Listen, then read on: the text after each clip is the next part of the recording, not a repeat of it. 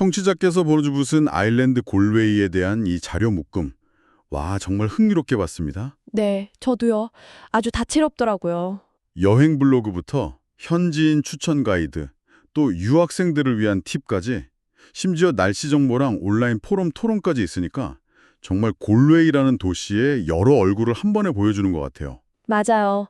하나의 입체적인 도시를 조각조각 맞춰보는 느낌이었어요.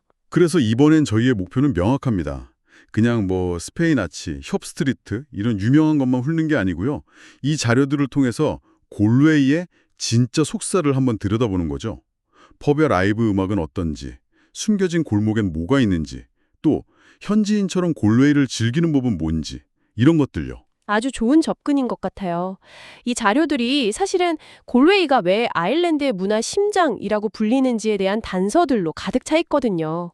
단순히 정보를 나열하기보다 그 정보들 사이의 연결고리를 찾아서 이 도시만의 독특한 분위기를 함께 분석해보면 좋겠습니다. 좋습니다.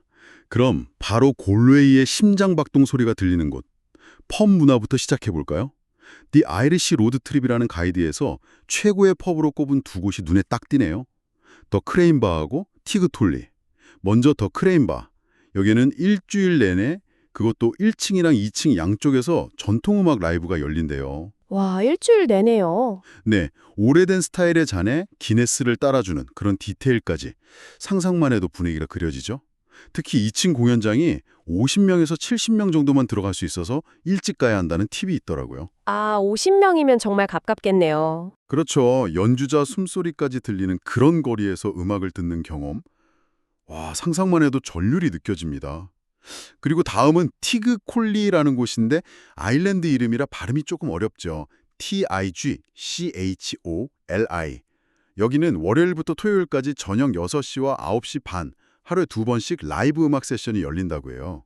여기도 아주 활기차겠네요. 네, 윌리엄 왕자 부부부터 유명 뮤지션까지 다녀간 명소라는데 벽에 걸린 수많은 사진들이 그 역사를 말해주는 것 같고요. 바로 그 지점이 골웨이 펍 문화의 핵심이거든요. 어떤 점이죠?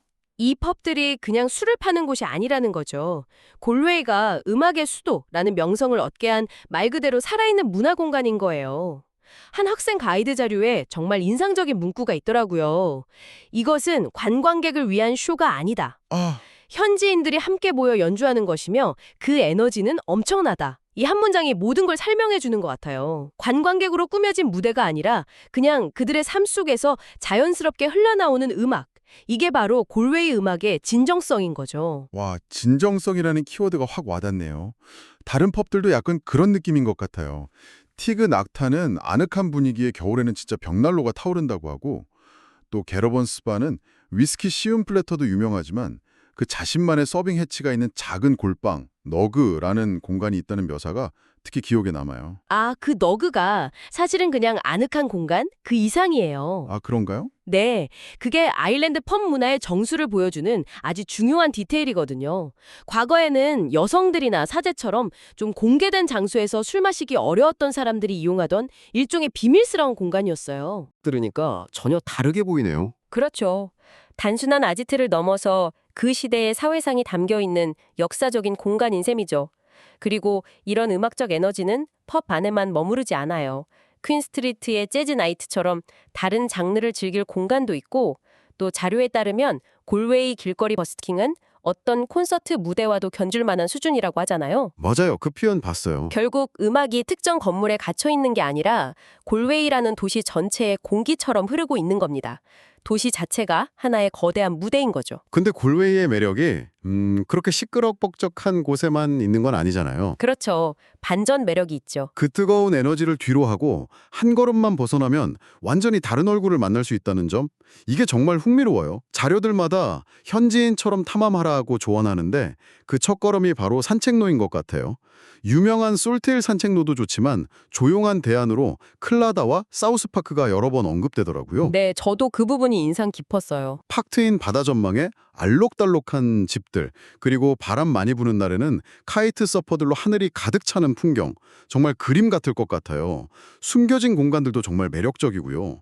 10만 권이 넘는 책으로 가득한 미로 같은 서점, 찰리번의 서점. 와, 10만 권이요? 네, 그리고 이건 정말 영화 속 한 장면 같은데 요정 조명이 켜진 안뜰과 담쟁이 덩굴로 뒤덮인 멜로성 유적까지, 이런 곳들은 정말 작정하고 찾아가지 않으면 모르고 지나치기 쉽겠어요. 바로 그 대비가 골웨이가 가진 여러 겹의 매력을 보여주는 지점입니다.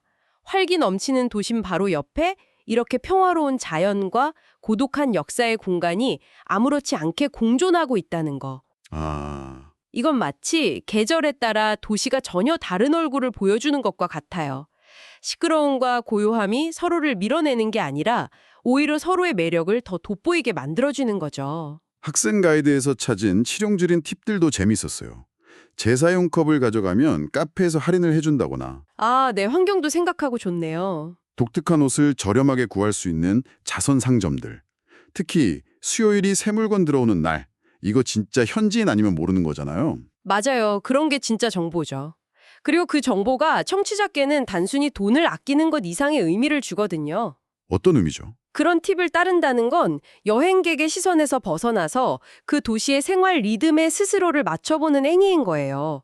재사용 컵을 쓰는 현지인들, 수요일 오전에 자선상점에 들르는 사람들, 그들의 일상에 슬쩍 동참해보는 경험. 아, 이런 게 골웨이를 단순한 관광지가 아니라 내가 잠시나마 살아본 공간으로 느끼게 해주는 거죠. 도시의 생활 리듬에 맞춰본다는 말씀 정말 와닿네요. 그런 리듬을 느끼는데 음식이 빠질 수가 없죠. 그럼요. 걷다 보면 배가 고파지니까요. 자료들에서 공통적으로 추천하는 음식점들이 몇 군데 있는데 역시 항구 도시답게 해산물이 가장 먼저 등장합니다. 아일랜드 최고의 해산물 경험이라고 극찬받은 오스칸의 시푸드 비스트로, 그리고 저렴하고 푸짐한 피쉬앤칩스로 유명한 맥도나스. 사진만 봐도 바삭함이 느껴져요. 골레이가 대서양을 마주한 항구 도시라는 배경을 생각하면 이건 당연한 결과죠. 수세기 동안 어업이 도시의 중심 산업이었으니까요.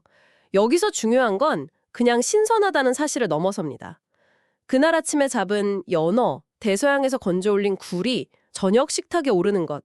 이건 골웨이 사람들에게는 역사이자 자부심이고 도시의 정체성 그 자체인 겁니다. 음식을 통해 도시의 역사를 맛보는 셈이군요. 바로 그렇죠. 해산물을 넘어서도 골웨이의 미식 세계는 정말 다채롭더라고요.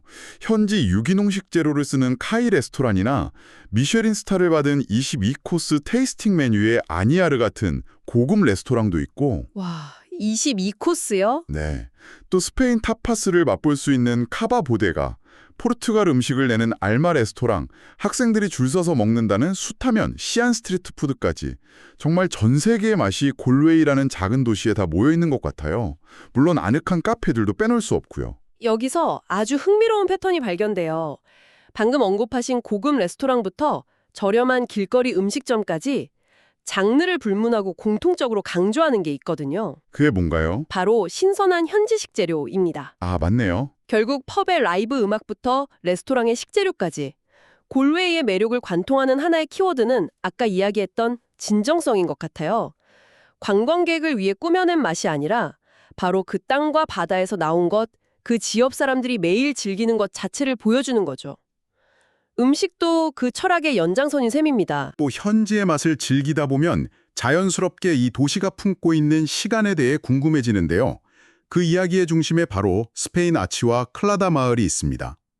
먼저 스페인 아치는 16세기에 지어진 중세 성벽의 일부로 도시의 부두를 보호하던 방어시설이었다고 해요. 네, 스페인과의 무역 때문에 그런 이름이 붙었죠. 맞아요. 와인, 향신료 같은 것들. 그리고 1755년 리스본 지진 해일로 일부가 파손되었다는 역사도 품고 있고요. 그리고 바로 그 아치 건너편에 클라다 마을이 있잖아요. 그렇죠. 아일랜드에서 가장 오래된 어촌 중 하나인데 과거에는 성벽 때문에 골웨이시랑 완전히 분리된 곳이었다는 게 흥미로워요. 그래서 자체적으로 왕도 뽑고 붉은 머리 여인을 보면 항해를 포기하는 그런 독자적인 문화를 유지했다는 사실이 정말 신기합니다. 여기서 두 장소의 관계를 연결하면 아주 놀라운 역사적 그림이 그려집니다. 아마 청취자분들께 아하하는 순간이 될 수 있을 텐데요. 궁금한데요? 방금 말씀하신 그 스페인 아치가 포함된 성벽이 바로 앵글로 노르만족이 세운 도시 골웨이와 아일랜드 원주민의 어촌 클라다를 분리하는 경계선 역할을 했던 겁니다. 경계선이요? 네, 이 물리적인 단절이 오히려 클라다 마을만의 독특한 정체성을 외부 영향 없이 수백 년간 지키고 키워내는 배경이 된 셈이죠. 성벽 하나를 사이에 두고 두 개의 다른 세계가 공존했던 거예요. 와, 그 성벽이 단순히 방어 기능을 넘어서 두 문화를 가르는 경계였다니 정말 흥미롭네요. 그리고 클라다 하면 역시 클라달링 이야기를 빼놓을 수 없죠? 그럼요. 그 상징이 너무 아름답죠. 네. 두 손은 우정, 심장은 사랑, 왕관은 충성. 그런데 자료를 보니까 현재 가장 오래된 클라다링을 스페인 아치 바로 옆에 있는 골웨이 스리 박물관에서 직접 볼 수 있다고 하네요. 아, 정말요? 네. 정말 이 두 장소는 역사적으로 뗄래야 뗄 수 없는 관계인 것 같아요. 그렇습니다. 스페인 아치를 보고 강 건너 클라다 마을을 바라본 뒤 다시 박물관에 들러 클라다 링을 보는 것. 이 동선 자체가 골웨이의 역사를 몸으로 체험하는 완벽한 코스가 되는 셈이네요. 이런 깊은 역사를 직접 느끼고 싶다면 이제 구체적으로 언제 어떻게 가야 할지 고민해 봐야겠죠. 날씨 자료를 보니까 방문하기 가장 좋은 시기는 역시 여름, 6월에서 8월이라고 해요. 아무래도 날씨가 가장 좋을 때니까요. 네, 날씨도 온화하고 골웨이 국제예술축제 같은 대형 행사가 열려서 도시 전체가 들썩이죠. 라인업에 패티 스미스, 플레이밍 립스 같은 이름도 보이고요. 와, 대단하네요. 하지만 이 시기는 가장 붐비고 비용도 비싸다는 단점이 있죠. 그래서 자료들은 5월과 9월이 최적의 시기, 이른바 스윗 스폿이 될 수 있다고 조언하네요. 골웨이 날씨의 가장 큰 특징을 한 단어로 요약하면 단연 변덕스러움입니다. 한 한국어 자료의 표현이 아주 정확한데 강우와 흐린 날씨가 빈번합니다. 아, 네, 저도 그 문장 봤어요. 한여름에도 햇볕 쨍하다가 5분 뒤에 비가 쏟아지고 다시 쌀쌀해지고 그래서 현지인들은 골웨이에서는 하루에 4계절을 모두 경험할 수 있다는 농담을 하기도 한대요. 하루에 4계절이요? 와, 정말 변덕스럽다는 뜻이네요. 그렇죠. 그래서 계절에 상관없이 방수, 방풍 기능이 있는 겉옷과 여러 겹으로 입을 수 있는 옷은 선택이 아닌 필수라는 조언을 꼭 기억해야 합니다. 더블린에서 골웨이로 이동하는 방법에 대한 온라인 포럼 조언도 아주 유용하더라고요. 현지인이라고 밝힌 한 이용자가 기차보다 버스가 훨씬 빠르고 저렴하다고 강력하게 추천하고 있어요. 아, 보통 기차가 빠를 것 같은데 의외네요? 네, 특히 시티링크나 고버스 같은 민간 버스를 추천하는데 더블린 공항에서 시내로 들어갈 필요 없이 바로 연결돼서 편리하다는 점도 큰 장점이라고 하고요. 이건 정말 꿀팁이네요. 시간과 비용을 모두 아낄 수 있으니까요. 맞아요. 이런 정보들을 종합해보면 골웨이는 그 자체로도 매력적인 최종 목적지이지만 더 넓은 서부 아일랜드 지역을 탐험하기 위한 훌륭한 관문으로서의 역할도 한다는 걸 알 수 있습니다. 골웨이를 거점으로 삼아서 코네마라 국립공원이나 아란제도 그리고 모허절벽까지 다녀올 수 있거든요. 아, 상상만 해도 멋진 여정이네요. 골웨이의 에너지를 안고 아일랜드의 대자연 속으로 떠나는 거요. 오늘 정말 많은 자료를 통해 골웨이를 깊고 넓게 들여다봤네요. 요약하자면 골웨이는 시끌벅적한 펍의 에너지와 고요한 해변의 평화, 수백 년 된 역사와 현대적인 감각, 이 모든 게 공존하는 정말 다층적인 매력을 가진 도시인 것 같습니다. 전적으로 동의합니다. 골웨이의 진정한 매력은 티그 콜리의 흥겨운 음악에 몸을 맡기는 것과 클라다의 조용한 해변에서 일몰을 감상하는 것, 이 양극단의 경험을 하루에 모두 할 수 있다는 데 있는 것 같아요. 그 대비와 조화야말로 골웨이만이 줄 수 있는 특별한 선물이겠죠. 마지막으로 청취자 여러분께 이런 생각거리를 던져드리고 싶습니다. 오늘 살펴본 여러 자료에서 유독 현지인처럼 탐험하기를 강조하고 있잖아요. 네, 그랬죠. 그렇다면 여행자로서 현지인처럼 경험한다는 것은 과연 무엇을 의미하는 걸까요? 정해진 길을 벗어나 우연히 발견한 카페를 나만의 단골집으로 삼고 강가에 있는 이름 없는 벤치를 나만의 휴식처로 발견하는 것. 그런 게 아닐까요? 어쩌면 골웨이의 진정한 매력은 정해진 명소 리스트를 완수하는 것이 아니라 당신만의 골웨이를 만들어가는 그 과정 자체에 있을지도 모릅니다.